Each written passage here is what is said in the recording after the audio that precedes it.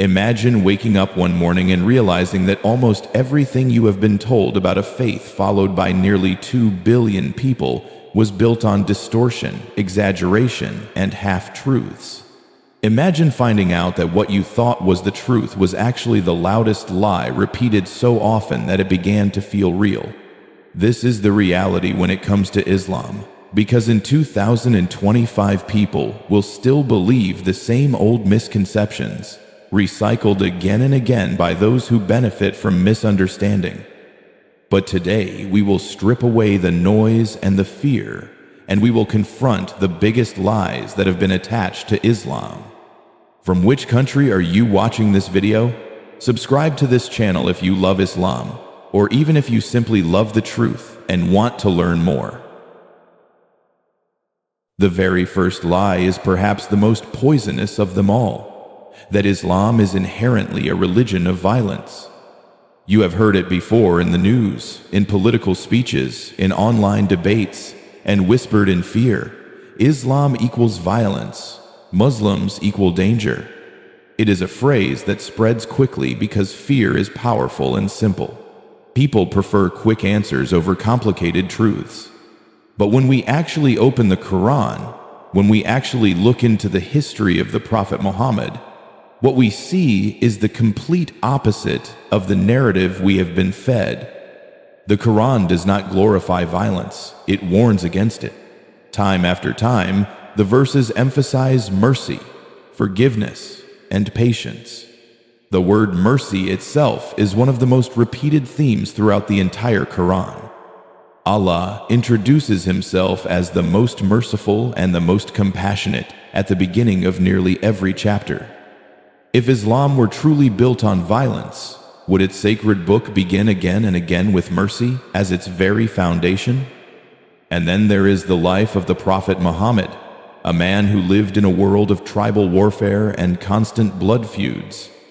If anyone had an excuse to seek revenge, it was him. He was mocked, beaten, boycotted, his followers tortured, his city turned against him.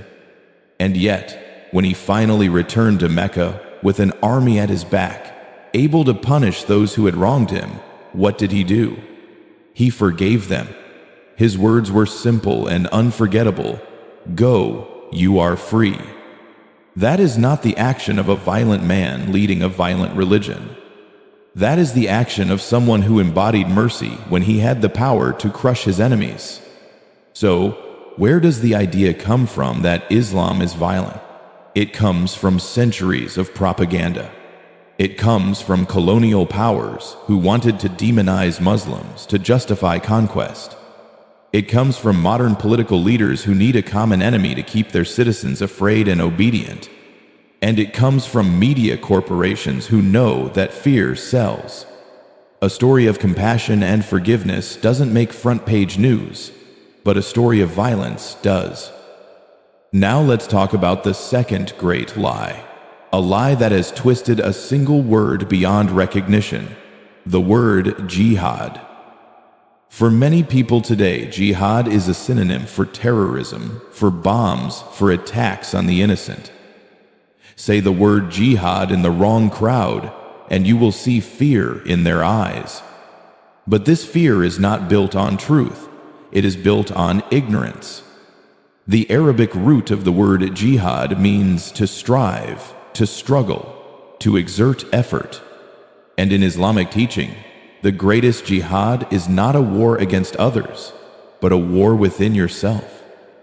The Prophet Muhammad said that the most important jihad is the struggle against the self, the struggle against greed, against arrogance, against anger, against temptation. Every human being, Muslim or not, understands this inner struggle because we all live it every single day. When you fight the urge to lie, when you fight the pull of laziness, when you fight the temptation to harm someone, you are engaged in the very struggle Islam calls jihad. But there is also the smaller jihad, the one that makes headlines, the one that people misuse. Yes, the Quran allows Muslims to fight, but only in defense and only within strict moral boundaries. It is not an invitation to attack the innocent. In fact, the Prophet Muhammad laid down rules for conduct in war that were centuries ahead of their time. He forbade the killing of women, children, and the elderly. He forbade the destruction of crops and trees. He forbade the harming of animals. Compare that to the wars we see in the modern age, where civilian lives are dismissed as collateral damage, and you will see how revolutionary those rules were. So why is jihad only portrayed as holy war? 5. Because extremists on both sides, those who claim to act in the name of Islam and those who hate Islam, benefit from the distortion. The extremists use the word to justify crimes that Islam itself forbids. And the Islamophobes point to those crimes to paint all Muslims as violent. It becomes a vicious cycle where the truth is buried under layers of fear and manipulation. The reality is that most Muslims' jihad looks nothing like what you see on the news. A student struggling to study for an exam is in jihad. A mother sacrificing sleep to care for her children is in jihad. A worker resisting corruption and choosing honesty is in jihad. These are the daily struggles that millions of Muslims live through every single day. But these stories will never trend on social media because they do not create outrage. When we allow the word jihad to be hijacked by ignorance, we reduce a vast spiritual concept to a soundbite of terror. And in doing so, we rob ourselves of the chance to understand one of the most profound teachings of Islam. The struggle to better yourself, the struggle to stand up for justice, the struggle to remain patient when life is unfair, that is jihad. And far from being something to fear, it is something every human being can respect. So the next time you hear someone say that Islam is violent or that jihad is terrorism, remember this: these are lies that have been repeated until they sound like truth, but repetition does not make something real. The Quran begins with mercy, not with violence. The Prophet's life shows forgiveness, not vengeance. And the greatest jihad is fought not on battlefields, but in hearts and minds. If you know this, then you are already breaking free from the chains of propaganda. And if more people learned it, the world in 2025 would look very different indeed. When most people in 2025 hear the word jihad, their minds will immediately jump to a single distorted image: men with guns, explosions on television, a word shouted before an act of terror. Yet that image is not born from the Quran itself, nor from the authentic teachings of the Prophet Muhammad. It is born from a tragic narrowing of meaning, where centuries of spiritual wisdom are reduced to a single political slogan. In truth, jihad means struggle, effort, striving with all your might. And the greatest struggle, as the Prophet explained, is not against armies or nations, but against your own ego. Against your desires when they lead you to harm. Against your laziness when you know you should rise for prayer. Against your greed when you know generosity is better. This internal jihad is universal, and every human being recognizes it deep down. Think about how much harder it is to control your anger than to let it explode. Think about how much effort it takes to forgive someone who has hurt you rather than seeking revenge. Think about how powerful it feels to conquer your own weakness instead of letting it conquer you. This is the battlefield of the self, and this is the jihad the Prophet called the greater jihad, lay. It requires courage, discipline, and humility, qualities that do not make headlines, but that shape the best of human character. And yet, jihad is also misrepresented in its outer form. Yes, Islam does not deny that there are times when defense is necessary. The Quran allows fighting, but only against aggression, only when Muslims are attacked, only when their freedom to worship is denied. And even then, the rules are precise and strict. No killing of innocents, no harming of women, no slaughter of children or the elderly. No destruction of nature, no burning of crops, no needless cruelty to animals. If you look carefully, you will see that Islam limited war when the world had no concept of limits. It introduced ethics where brutality had once been normal. The tragedy is that both enemies and impostors twist these teachings. Extremists wave the banner of jihad to excuse crimes that the Quran itself condemns. And Islam's critics seize upon these same crimes to say, "Look, this is what Islam teaches." Both sides feed each other's lies, while the truth of jihad, its nobility, its inner struggle, its disciplined defense, remains buried under the rubble of propaganda. In reality, the Muslim who wakes up before dawn to wash and pray, fighting against his tired body, is in jihad. The young woman who chooses honesty in her exams when cheating would be easier is in jihad. The father who controls his temper with his children, refusing to pass on the anger he grew up with, is in jihad. These daily hidden battles are the essence of striving in God's path. But you will never see these stories in the evening news, because peace and discipline do not sell advertisements. The next lie, just as persistent, is that Islam oppresses women. If you type Muslim woman into a search engine today, you will almost certainly be shown images of veiled faces, women behind bars, headlines about bans and restrictions. The story told to the world is that Muslim women are victims with no voice, shackled by their religion, denied their rights, stripped of freedom. And yet when you speak to Muslim women themselves, when you look into the Quran and the early history of Islam, you discover a story far more empowering, a story that flips the stereotype on its head. Long before Europe gave women property rights, Islam gave women the right to own and inherit wealth. Long before universities opened their doors to women in the West, Islam encouraged women to seek knowledge. The Prophet Muhammad's own wife, Aisha, became one of the greatest scholars of her generation, transmitting thousands of hadiths and serving as a teacher to men and women alike. Muslim women led businesses, signed contracts, and were active voices in their communities at a time when most of the world treated women as property. So where does the stereotype of oppression come from? It comes from confusing culture with religion. In some regions, cultural traditions have imposed restrictions that Islam itself never demanded. These restrictions are then projected onto Islam as if the faith itself created them. But the Quran's vision is clear.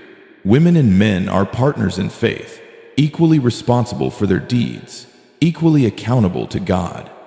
I will not let the work of any worker among you be lost, male or female, says Allah in the Quran. This is not the language of oppression. It is the language of dignity and equality. And then there is the matter of modesty, often misunderstood as a tool of suppression. When the Quran addresses modesty, it does not speak only to women. It speaks to men first, commanding them to lower their gaze and guard their conduct. Women are asked to dress with dignity, but this is not about stripping them of identity. For many Muslim women, the hijab is a choice, a symbol of self-respect, an act of devotion, and a way of being seen for their minds rather than their bodies. Those who reduce it to chains of oppression erase the voices of the very women who wear it proudly. Yes, in some societies, women are mistreated. But this is not because of Islam, it is in spite of Islam. And often, those who criticize Islam for oppressing women fail to look honestly at their own histories. The fight for women's suffrage, the long struggle for equal pay, the ongoing battles against objectification, these did not come from Islam, but from the very societies that now point the finger. The irony is that while many in the West look at a Muslim woman in hijab and see oppression, she herself often sees empowerment. She sees freedom from the exhausting cycle of beauty standards. She sees a connection with her Creator that overrides society's shallow judgments. She sees a legacy of women who were entrepreneurs, scholars, leaders, and teachers in the earliest days of Islam. So the next time someone tells you that Islam oppresses women, ask them, have you ever spoken to a Muslim woman herself? Have you ever opened the Quran and read what it says about women? Or are you repeating what you've been shown on a screen, never questioning who benefits from that narrative? The truth is that Islam's teachings elevated women at a time when the world ignored them. The truth is that modesty, in its real meaning, is about dignity for both men and women. And the truth is that oppression comes from culture, from politics, from individuals who misuse power, not from the faith itself. Lies will continue to paint Muslim women as voiceless and powerless, but reality, if you care to look, tells a story of resilience, strength, and choice. When people speak about modesty in Islam, they often focus only on women, as though the burden of purity and dignity rests solely on their shoulders. But if you open the Quran and actually read carefully, you will find something surprising. The very first command about modesty is directed at men. They are told to lower their gaze, to control their desires, to carry themselves with self-restraint. Only then does the Quran address women and instruct them to preserve their dignity. This order is not accidental. It reveals a balance, a reminder that modesty is not a tool to limit women, but a framework for men and women to live with honor and respect for one another. The truth is that modesty in Islam is not about restricting women's voices or confining them in invisible cages. It is about protecting the essence of human interaction from being reduced to physical desire. It is about allowing men and women to engage on the level of character, intellect, and spirit, not just appearance. When a Muslim woman wears a hijab or dresses modestly, for many of them it is not an act of oppression, but an act of liberation. They are saying to the world, see me for my mind, for my heart, for my actions, not just for how I look. And countless women describe this as the most freeing experience of their lives, even if outsiders fail to understand it. But because the world is conditioned to measure freedom by the amount of skin exposed, the hijab is constantly misinterpreted. Outsiders see fabric where they want to see flesh and call it prison. They do not realize that for many Muslim women, the hijab is like a crown, a declaration of identity, a badge of self-respect. This misunderstanding is not new. It has been repeated for decades, used as justification for wars, for foreign policies, for endless debates about saving women who never asked to be saved. The irony is that many Muslim women wearing hijab will tell you they feel safer, more respected, and more empowered with it than without it. They feel they are no longer forced to compete in the exhausting race of beauty standards, no longer reduced to objects of desire, no longer invisible unless they look a certain way. Their choice is a quiet act of rebellion against a world that constantly tells women their worth depends on physical attraction. In this sense, modesty becomes not a chain, but a shield. Of course, there will always be those who misuse Islam to control women. There will always be cultures that force rather than allow choice. But this is not Islam. It is the distortion of Islam. The Quran's own principle is clear. There is no compulsion in religion. Faith, modesty, and devotion are only meaningful when chosen, not when imposed. And when women choose modesty out of love for their Creator and out of self-respect, it becomes a deeply empowering spiritual act. Now we move to another lie, one that claims the Quran is outdated, a relic of the 7th century with no relevance in the modern world. This argument is repeated endlessly, especially by those who have never read a single page of it. They dismiss it as an ancient text meant only for desert tribes and then move on, as if that proves something. Yet the deeper you look, the more you realize that the Quran does not lock itself into one time period. It speaks across centuries. Its principles, its ethics, its vision of justice and compassion are as relevant today as they were 400 years ago. Consider its stance on financial exploitation. The Quran warns strongly against usury, against charging interest that traps the poor in cycles of debt. For centuries, critics mocked this prohibition. And yet, look at the modern financial crises caused by predatory lending. Look at families drowning in endless credit card interest. Look at nations crippled by debt. Suddenly, the Quran's warning is not ancient at all. It is painfully relevant. Consider also the Quran's call for justice, for standing firmly against oppression, even if it means standing against your own family or your own interests. In a world still plagued by racism, corruption, and abuse of power, those words read as if they were written for our time. They do not age. They do not expire. They challenge us every single day to rise above tribalism, nationalism, and selfishness.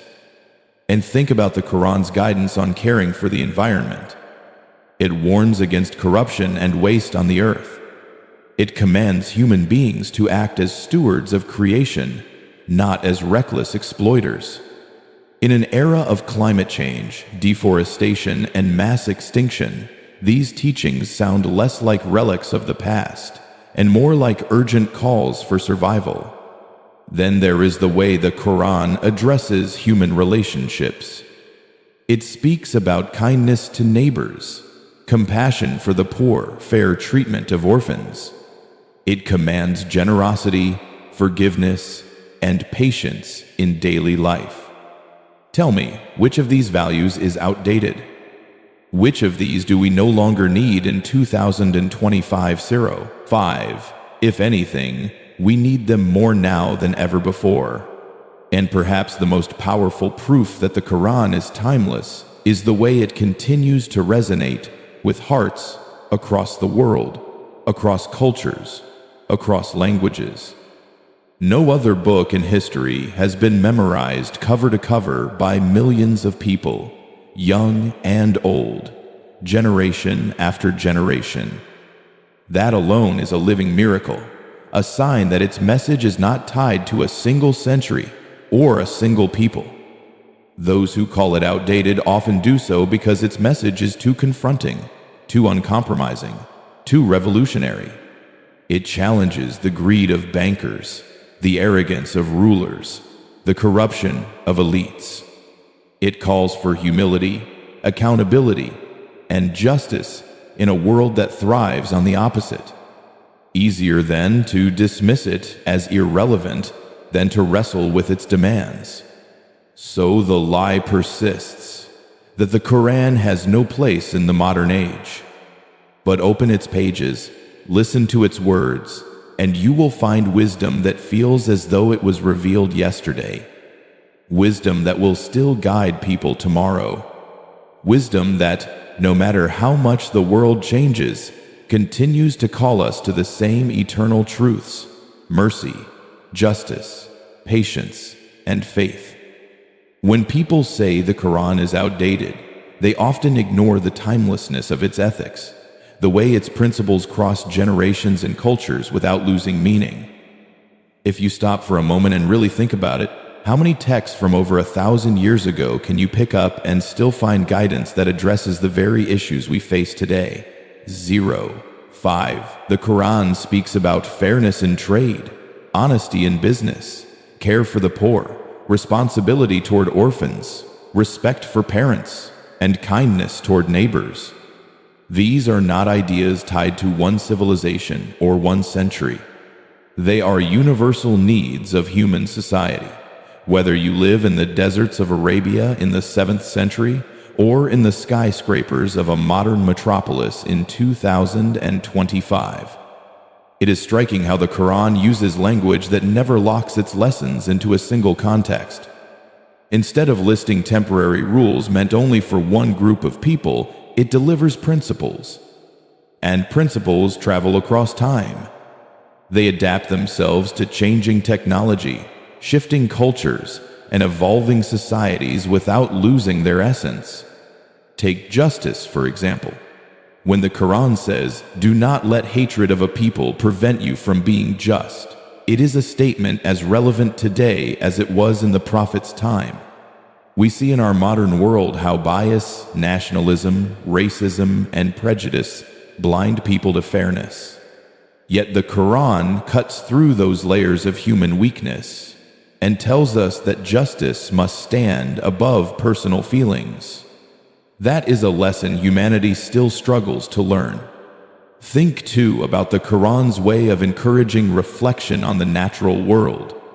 It does not simply tell people to worship blindly. It invites them to look at the stars, the oceans, the mountains, the rain, the cycle of life and death, and to recognize signs of divine wisdom.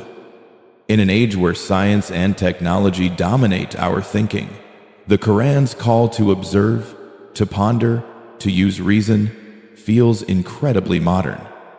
It does not ask us to close our minds. It asks us to open them wider than ever before, to see meaning in the vastness of creation. Far from being outdated, this mindset is what drives discovery and progress. If the Quran were truly a book locked in the past, people would have abandoned it long ago. But it continues to spread, continues to be memorized word for word by millions, continues to be recited in the same language across continents by people who do not even share Arabic as their mother tongue. This alone should make us pause. How could something outdated continue to inspire hearts centuries after its revelation? The answer is that its ethics, its guidance, and its vision of life touch something permanent inside the human soul. And yet, despite this, another lie flourishes alongside it, that Muslims worship Muhammad. This misconception is repeated often by those who do not understand the foundation of Islam. They see the love Muslims have for the Prophet, the way his name is spoken with reverence, the way his life is studied in detail, and they assume he is being treated as divine. But nothing could be further from the truth. The entire faith of Islam rests on a single, unshakable principle, Tawhid, the oneness of God. This is not an optional belief, not a small detail. It is the absolute core. Everything else flows from it. To worship Muhammad would destroy that foundation completely. It would contradict the very first declaration of faith, the Shahada. There is no God but Allah, and Muhammad is his messenger. Notice, the balanced God alone is worshipped. Muhammad is recognized as the conveyor of the message. Muslims honor him, follow him, love him, but they do not worship him. The Prophet himself warned against exaggerating his status. He told his companions not to elevate him to the level of divinity as earlier peoples had done with their prophets. He emphasized again and again, "I am a servant of God and his messenger." This humility is one of the most striking features of his character. At the height of his success, when he had political, military, and spiritual leadership all combined, he still lived simply, repaired his own clothes, and insisted that worship belongs only to Allah. So why does this lie persist? In part because people project their own experiences onto Islam.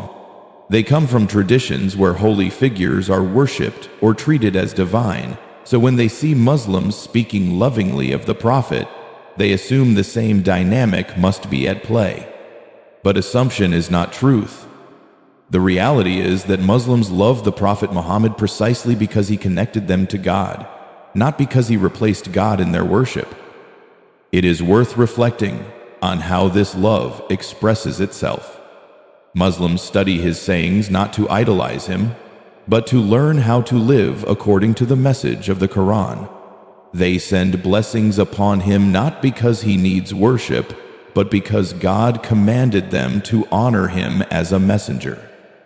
And they follow his example in daily life, not because they think he is divine, but because they know he was chosen as the best model for human behavior.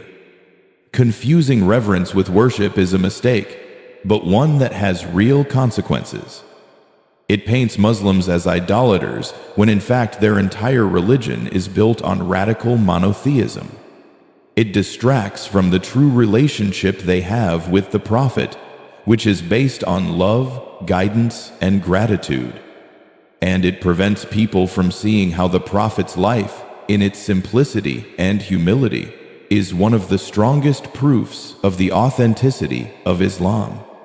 So the next time you hear someone say that Muslims worship Muhammad, remember this: Islam stands or falls on the oneness of God. To attribute worship to anyone besides him is the greatest sin in the faith. Muslims honor Muhammad, yes. They follow his teachings, yes. They speak of him with love, yes. But worship? Worship belongs to Allah alone, and every Muslim knows this truth from the moment they first learn to recite the Shahada. At the very heart of Islam lies one word that defines everything else, a word that carries more weight than any title, ritual, or law: Tawhid.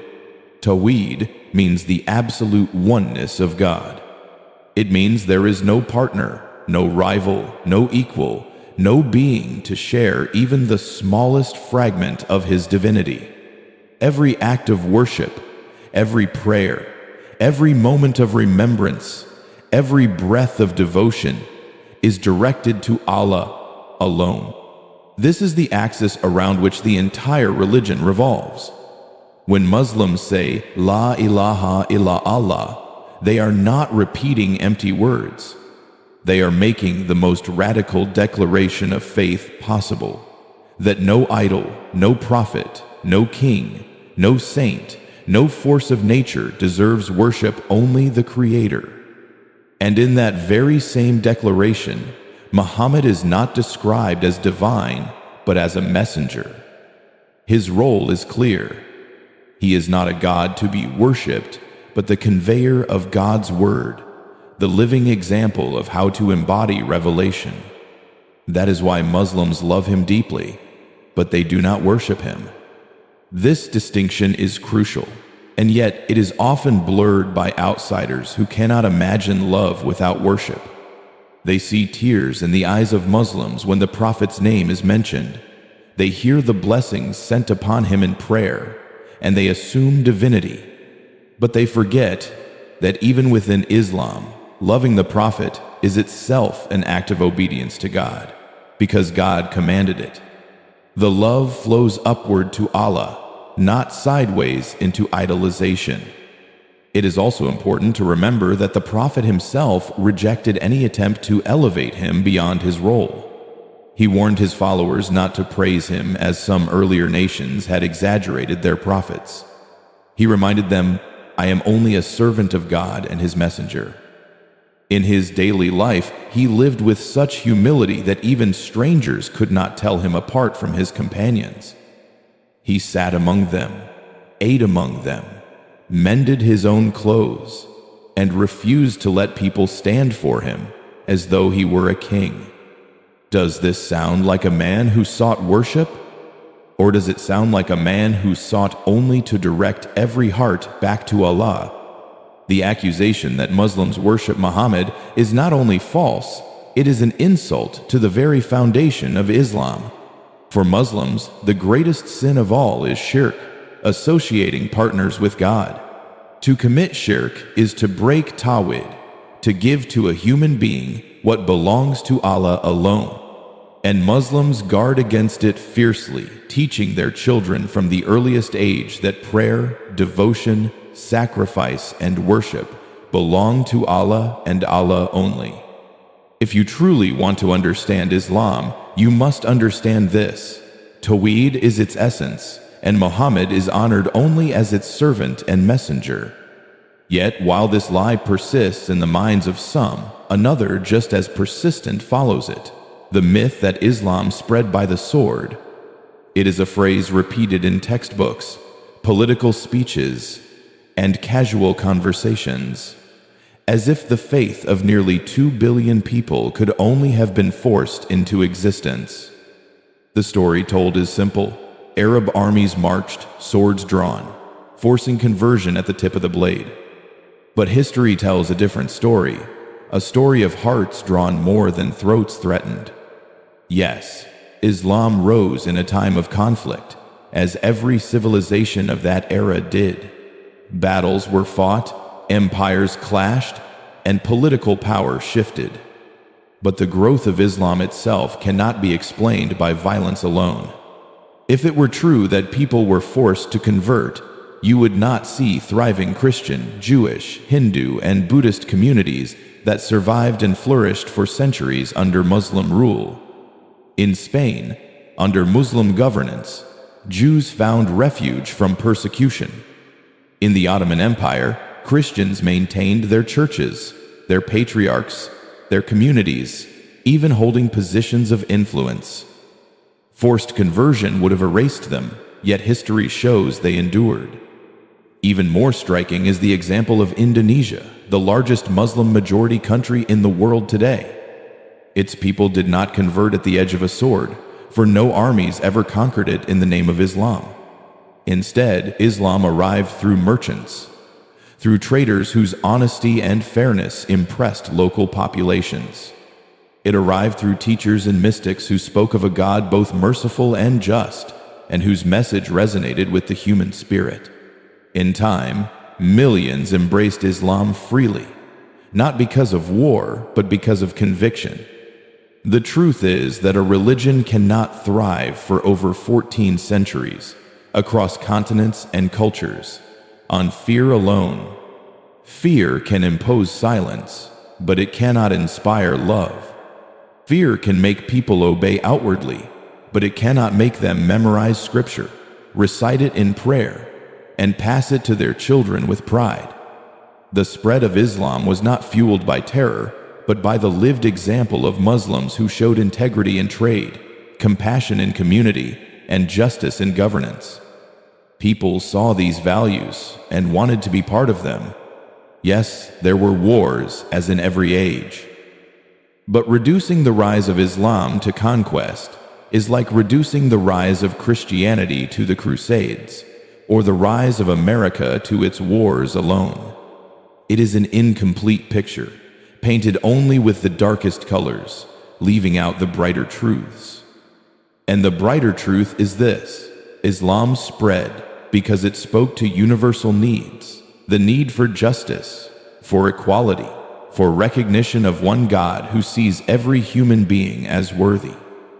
So when you hear someone claim that Islam was spread by the sword, ask them, if that were true, why do we still find ancient churches in the Middle East, ancient synagogues in Muslim lands, and entire nations like Indonesia and Malaysia embracing Islam without ever being conquered? The evidence of history tells us that the sword may have shaped politics, but it did not dictate heart, and it is hearts, not swords, that sustain a religion across centuries. The reality is this: Islam spread by example more than by force. It spread because merchants were honest when others cheated. It spread because scholars preserved knowledge when others let it die. It spread because ordinary Muslims lived their faith in a way that impressed their neighbors, their colleagues, their friends. No empire can force that kind of loyalty. Only truth can. Think for a moment about how fragile human beings are when it comes to influence. A single act of kindness can win someone's heart for a lifetime, while a single act of cruelty can turn them away forever. This truth lies at the very core of how Islam spread across the world, not through armies and domination, but through example. Ordinary Muslims, living their lives with honesty and dignity, carried the message more powerfully than any sword ever could. Traders traveled across seas, and their word became their contract. They were known for fair dealings when others were cheating. They were known for speaking the truth when lies would have profited them. This integrity shone brighter than gold, and people wanted to know, what makes these men and women different? When they answered, "Our faith teaches us this," it was not argument that convinced their neighbors, but example. The power of example can never be underestimated. A man who prays in the marketplace not to show off, but because it is time for prayer plants, a seed in the minds of those who watch. A woman who gives her last coin to a beggar while others walk by in indifference reveals a light that cannot be ignored. This is how hearts open, not through threats, not through fear, but through witnessing sincerity. The early Muslims did not need to force people. They simply lived their faith, and people were drawn to it because it answered the hunger inside every human being for justice, for compassion, for meaning. But as centuries passed, something began to change. The purity of Islam's message remained, but politics crept in, and with politics came distortion. In every age, there were leaders who sought to use religion as a tool, bending verses and twisting hadith to suit their ambitions. They wrapped their personal agendas in the cloak of Islam, giving themselves an air of legitimacy they had not earned. This is one of the greatest challenges Muslims have faced throughout history, the misuse of Islam in politics. When a politician seeks power, he knows nothing sways the masses like faith. So he quotes selectively, strips words from their context, and presents himself as a defender of religion. But in truth, he is not serving God. He is serving himself. This is why it is so dangerous to judge a religion by the actions of those who exploit it. Because while Islam as a faith calls for justice, mercy, and accountability, corrupt leaders call for obedience to them, even when they themselves betray those very principles. History is filled with examples. Rulers who declared wars in the name of Islam while ignoring the Quran's strict rules about justice. Leaders who demanded loyalty while trampling on the very people they claimed to protect. These actions created scars, not because they reflected Islam, but because they betrayed it. And in the modern world, groups that seek power continue this pattern. They take verses meant for very specific contexts and apply them broadly, justifying violence, justifying cruelty, justifying tyranny. But these justifications collapse when placed next to the Quran in its entirety, when placed next to the Prophet's life as a whole. The danger is that outsiders see these misuses and assume they are the faith itself. But the blame for this confusion lies not in the Quran, not in the Prophet, not in the teachings of Islam, but in the corruption of men who treat religion like a weapon. The same mistake has happened in every faith tradition. Christianity was used to justify colonialism, slavery, and wars. Judaism was twisted for political expansion. Even secular ideologies have been hijacked by dictators. So why should Islam be judged by its abusers rather than by its authentic teachings? 5. This brings us to the next great force that shapes how people see Islam: the media. In the age of instant headlines and endless scrolling, the way stories are told matters more than ever. And sadly, violence sells. Conflict grabs attention. Fear spreads faster than hope. A peaceful community of Muslims living quietly, helping their neighbors, volunteering at hospitals, teaching their children the Quran with love that will never trend. But a single act of violence committed by someone who happens to be Muslim will dominate global headlines for weeks. Think about the cycle. An act of terror occurs. Media outlets repeat the footage endlessly, the word Islamic attached to every frame. Analysts and commentators dissect the word jihad again and again, reinforcing the lie. And before long, millions of viewers who know nothing of the Quran or the Prophet begin to equate Islam itself with violence. The lie is recycled, reinforced, rebroadcast. Meanwhile, the millions of Muslims who live peacefully, who condemn violence, who follow their faith with humility and dignity, are ignored. Why? Because peace is not profitable. Fear keeps people glued to their screens. Fear boosts ratings. Fear justifies political agendas. And so the machinery of lies continues to run, feeding on selective storytelling. Islam becomes not a religion in people's eyes, but a brand, one tied to conflict, to extremism, to the worst images humanity can produce. The tragedy is not just that the media spreads these lies. The tragedy is that people rarely question them. Few stop to ask, what about the bigger picture? What about the billions of Muslims who do not fit this image? And in that silence, the stereotypes harden. But there is hope, because every time someone decides to look deeper, every time someone picks up a Quran for themselves, every time someone speaks directly to a Muslim neighbor instead of relying on headlines, the lie begins to unravel. The truth has a way of piercing through, no matter how many times it is buried. And in that moment, people discover that Islam is not what they were told it was, but something richer, more compassionate, and far more human.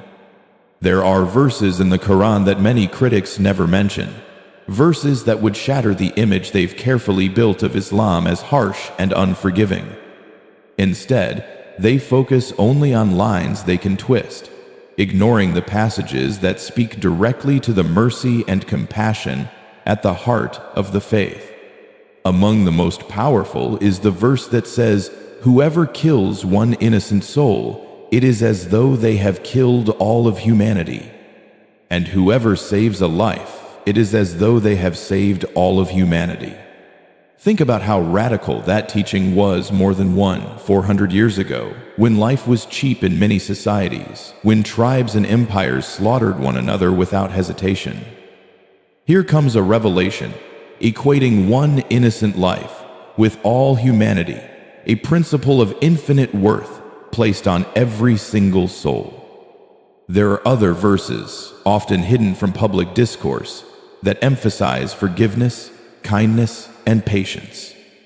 The Quran tells believers to repel evil with what is better, to forgive when they are wronged, to show compassion even when they have power to take revenge.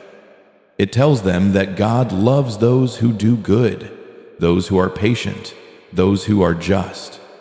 And it speaks of diversity as a gift, declaring that God created us into nations and tribes so that we may know one another, not despise one another.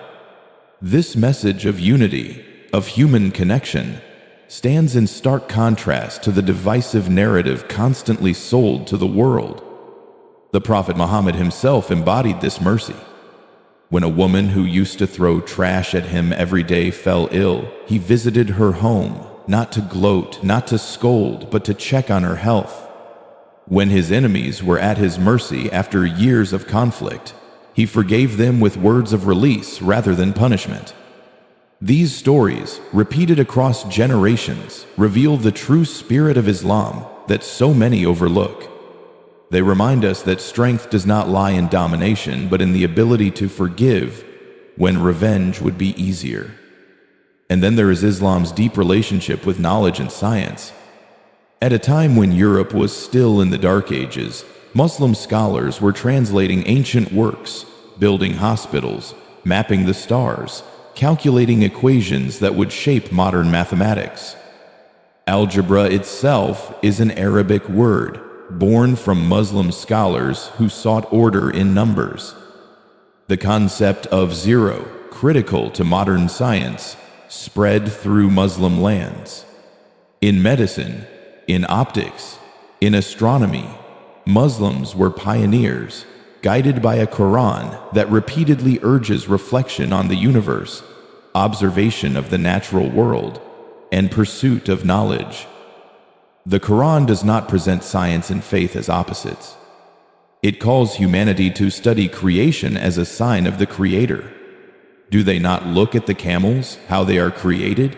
At the sky, how it is raised? At the mountains, how they are set firm? At the earth, how it is spread out? These verses are invitations, not prohibitions. They invite curiosity, exploration, and wonder. They challenge believers to use their minds, not to shut them down. That is why Muslim civilization at its peak became a center of knowledge, drawing students from across the world, advancing human understanding while remaining deeply rooted in faith. If Islam were anti-science, if it were a religion of blind obedience alone, none of this would have happened. But because Islam welcomed knowledge as part of faith, its followers advanced the world in ways still felt today. The lie that Muslims reject reason crumbles when faced with this history. What Islam rejects is arrogance, the idea that human knowledge alone makes us masters of the universe. Instead, it teaches that knowledge should lead us to humility, a recognition of the vastness of creation and the one who created it. Yet science is only one part of Islam's timeless message. Justice is another thread running through everything, woven so tightly that you cannot separate it from faith itself. The Quran commands believers to stand for justice, even if it is against themselves, their parents, or their closest relatives. It warns them not to let hatred drive them into injustice. It reminds them that every human being is accountable before God, no matter their status in society. These teachings are radical even today, in a world where power often protects the guilty and crushes the innocent. Justice in Islam is not selective. It is not for one group at the expense of another. It is universal. It extends to family and stranger, to friend and enemy, to Muslim and non-Muslim alike. The Prophet Muhammad said that nations before us were destroyed because when the noble committed theft, they let them go, but when the weak committed theft, they punished them. He insisted that even if his own daughter were to commit theft, she would face the same justice as anyone else. This level of equality before the law was unheard of in his time and remains rare in ours. It is easy to see why such teachings are uncomfortable for those who hold power unjustly. A Quran that insists on fairness threatens corruption. A prophet who demands accountability undermines tyrants. And a faith that refuses to excuse injustice, no matter who commits it, will always face resistance in a world built on inequality. So when people dismiss Islam as harsh, when they claim it is outdated, when they repeat the same tired lies, remind yourself of these truths. The Quran's verses of mercy outnumber those of punishment. Its call to knowledge fueled centuries of human progress. Its demand for justice continues to echo in every society still wrestling with corruption and oppression. Islam does not fear the future because its foundation rests on principles that never expire. Mercy, knowledge, and justice will always matter, whether in the 7th century or the 21st. One of the most powerful yet often overlooked truths in the Quran is contained in a single sentence: there is no compulsion in religion. These words carry a weight that critics of Islam rarely acknowledge. They cut through the myth of forced conversions. They dismantle the idea that Islam can only spread through fear, and they affirm a principle that modern societies still struggle to implement: freedom of belief. If someone does not wish to accept Islam, they are free not to. Their accountability is not to governments, not to other people, but to God alone. That freedom is enshrined in the Quran itself, making it one of the earliest declarations of religious liberty in recorded history. This verse also reveals a deep truth about the nature of faith. Belief forced upon someone is no belief at all. It is empty words spoken under pressure, not conviction rising from the heart. Islam recognizes this and insists that faith must be genuine, chosen, and sincere. That is why the Prophet Muhammad never forced anyone to accept Islam, even when he had the power to do so. In Medina, he lived among Jews, Christians, and pagans, all of whom were free to practice their faiths. They signed treaties with him, they worked with him, they lived under the same protection of law as Muslims did. History records this harmony, but the myth of forced conversion continues because it serves the agenda of those who want Islam to appear as a threat. And yet, if we look around the world today, what do we see? Islam is growing in places where Muslims are minorities, in societies where there are no Muslim armies, no political power to enforce belief. It grows in prisons where people seek redemption. It grows in universities where people study religion with open minds. It grows in cities where Muslims live as neighbors, colleagues, and friends, quietly practicing their faith with dignity. This growth cannot be explained by compulsion. It can only be explained by the resonance of truth. That brings us to the broader message of Islam itself, a message so simple yet so profound. Worship the one God, do good, stand for justice, care for others, and prepare for the life to come. Strip away the noise, the politics, the media distortions, and you find a faith built on universal principles. These are not Arab values or 7th century values. They are human values. They resonate across cultures because they speak to needs that never change. Every human being longs for fairness. Every human heart craves mercy. Every society needs compassion. Islam addresses these needs, not with slogans, but with a system of belief and practice that guides individuals and communities. Think about the rituals of Islam. The 5 daily prayers are not just acts of worship, they are moments of discipline, mindfulness, and connection with God. Fasting in Ramadan is not just about hunger, it is about empathy, self-control, and solidarity with the poor. Giving charity is not just about money, it is about recognizing the rights of others in what you earn. The pilgrimage to Mecca is not just a journey, it is a reminder that all of humanity stands equal before God, stripped of wealth, status, and titles. These practices are universal in their wisdom, touching the body, the soul, and society itself. That universality is why Islam continues to grow and remain relevant, no matter the era. It does not require a specific culture to survive. It does not depend on one language, one race, or one geography. You can find Muslims in the deserts of Africa, the cities of Europe, the villages of Asia, the suburbs of America.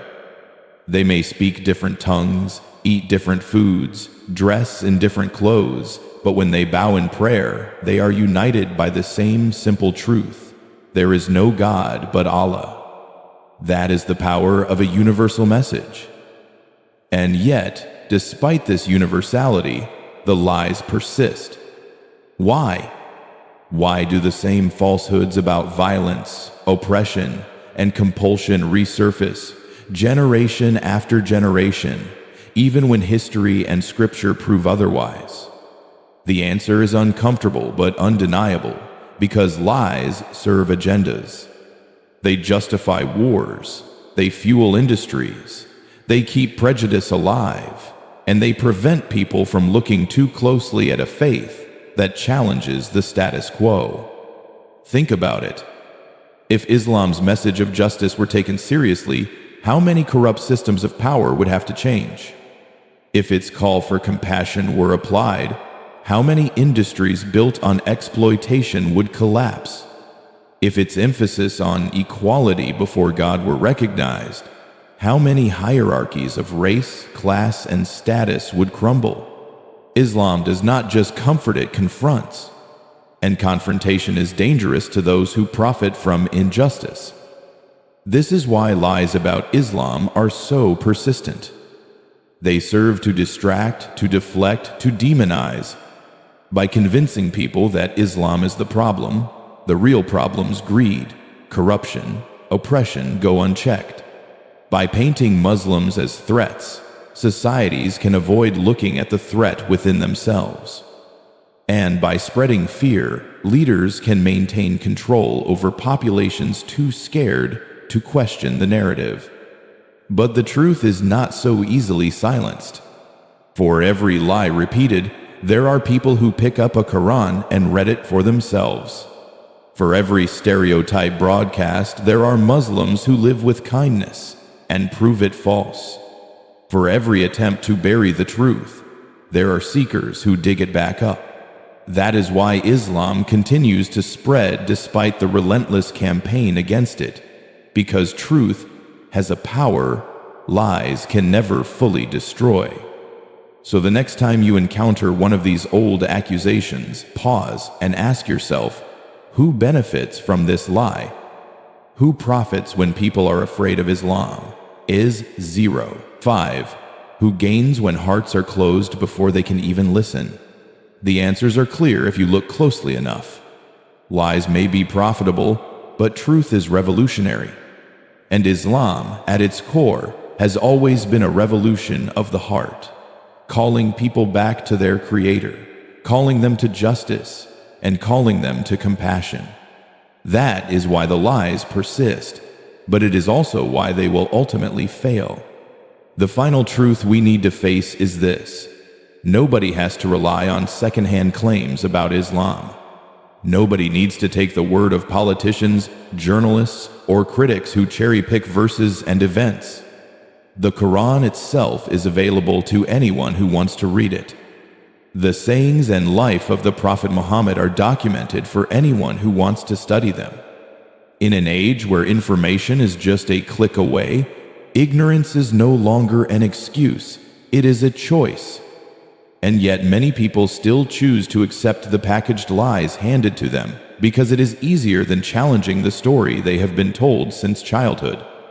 The call, then, is simple but profound. See for yourself. Don't let others think for you. Don't let the headlines decide what you believe. Don't let the loudest voices drown out the most important truths. If you want to know Islam, do not ask its enemies. Go to the source. Read its book. Listen to the people who live it sincerely every day. Observe their character, their sacrifices, their struggles, their devotion. 0. 5. And then make your judgment with honesty. When you open the Quran, you are not just reading an old manuscript. You are engaging with words that billions of people recite daily in prayer. Words that have guided empires, inspired revolutions, and comforted hearts in the darkest nights. You will find warnings against greed that sound like they were written for today's collapsing financial systems. You will find calls to justice that echo through modern movements for equality. You will find lessons about patience, mercy, and forgiveness that speak directly to the wounds of our fractured societies. If you approach it with humility, you will see why it has remained untouched for over 14 centuries. When you study the life of Muhammad, you are not studying a myth or a distant legend. You are studying a man who lived among his people, who knew hunger and grief, who buried his children with tears in his eyes, who endured insult and persecution, and who still chose mercy when revenge would have been easier. You will see a leader who never built a palace, who never sat on a throne, who lived simply even when he could have enjoyed riches. You will see a man whose followers loved him, not because he forced them, but because he served them. This is the man billions still honor, not as a god, but as the best example of human character. The final chapter of this discussion is also the first step of your own journey. You do not need to believe everything immediately. You do not need to accept blindly. Islam itself warns against blind faith. What it calls you to is reflection, thought, and sincerity. Ask questions. Seek answers. Compare what critics say with what the Quran actually says. Compare the image painted of Muslims in the news with the Muslims you meet in real life. If you do this with an open mind, you will see the difference between propaganda and truth. Do not let fear close your heart. Fear is the oldest weapon of manipulation. It blinds people, making them see enemies where there are only neighbors. It creates division, making people think in terms of us versus them, when in reality, we share the same humanity. Islam's message has always been one of unity, of reminding humanity that we were all created by the same God, that we all return to Him, and that our worth is not in our race, wealth, or status, but in our character and faith. When you remove fear, you can finally see this message clearly. The lies about Islam will continue as long as they are useful. They will appear in headlines, in classrooms, in political speeches, repeated so often they seem like facts. But lies do not last forever. The truth has a resilience that cannot be erased. That is why Islam has survived empires rising and falling. That is why it continues to spread even in places where it is demonized. That is why people from every walk of life, from every culture, continue to embrace it despite the noise around them. Truth resonates. It whispers to the heart in ways lies never can. So here is the challenge. Don't just watch this and move on. Pick up a Quran, even if only to read a few pages. Speak to a Muslim, not with suspicion but with curiosity. Ask about their prayer, their fasting, their reasons for believing. You might not agree with everything, but you will begin to see beyond the stereotypes. You will begin to see a faith of mercy, discipline, and purpose. And you will begin to understand why, despite centuries of attack, Islam remains alive and unbroken. The truth is, this religion does not need lies to defend it. It does not need violence to spread it. It does not need political propaganda to sustain it. Its strength lies in its message. Its strength lies in its clarity. Its strength lies in the way it connects human beings to their Creator in the most direct and uncompromising way. And that is something no weapon, no slander, no campaign of hate can destroy. So take this as an invitation, not an invitation to accept blindly, but to explore honestly. Not an invitation to fear, but to reflect. Not an invitation to judge from a distance, but to come closer and see for yourself. For more than 14 centuries, billions have walked this path, and each one began with a moment of curiosity, a decision to look past the noise and discover what Islam truly is. That decision is yours now.